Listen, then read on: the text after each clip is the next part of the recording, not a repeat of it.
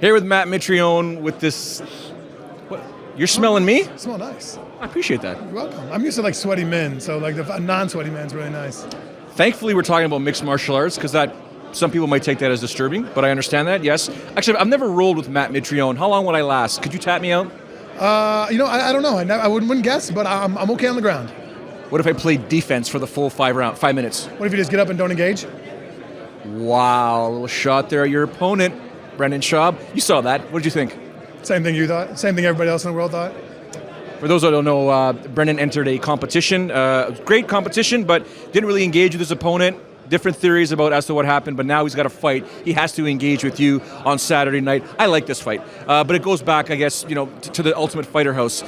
Did you one day envision that these guys here, I'm going to have to fight these guys one day, especially that guy right there, the hybrid? There's only a limited number of heavyweights, so inevitably it's going to get there. But I kind of felt that there's enough to do our rounds without having to fight somebody you're friends with. But the call came and he asked for me, so here I am. He asked for you. When you heard that, what went through your mind?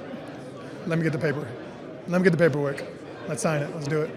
I've known you for a while, and I don't think I'm not a heavyweight, so I would never call you out. But when another man calls out another man, guys take that very personally. You want to fight me? All right, we're going to do this. Yeah, especially if you're a friend of mine, dude. And so I can understand how Roy Nelson was bothered by the situation. When I accepted that fight, I was like, you know what, I'll take it.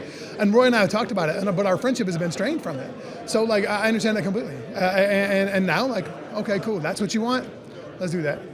So when it gets closer to Saturday night, and you start focusing in on the fight, where do you draw your motivation for to fight a guy like Brendan? Because there's so many things that have led up to this fight that you could always use if let's say you're in trouble in the fight. Well, I'm not tapping to this, or he's not going to hit me with that. Where do you draw your motivation? All right, so what's interesting is that I have never been asked that question, but I'll tell you, I actually got caught in a situation. We were in grappling, and I was grappling with Pavlovich. Yeah.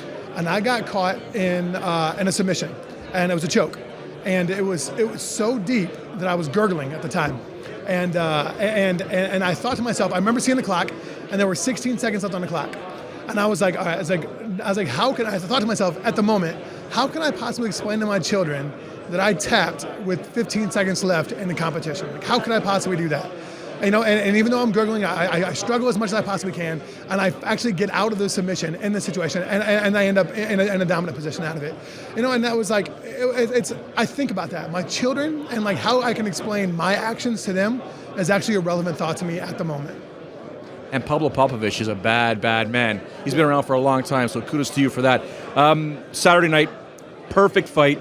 One that's when you can look over to Dana White, Lorenzo Fertitta, and Joe Silva and literally put your arms on typical Matt Mitrione and say, you see what I just did here? What's the perfect fight for you? He tries to stand with me. That's the perfect fight. He stands up with me. We get down. I throw him. I touch his face a little bit. He goes to sleep. If not, we end up going to the ground, and I submit him. I think that would be fantastic. If I submitted him, I wonder if the grappling world would implode. I wonder what would happen. That could be very interesting. What final question, though. What is on your face, man?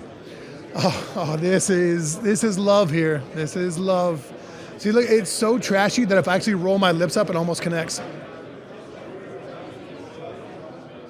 See, it almost connects. You see it? It's close.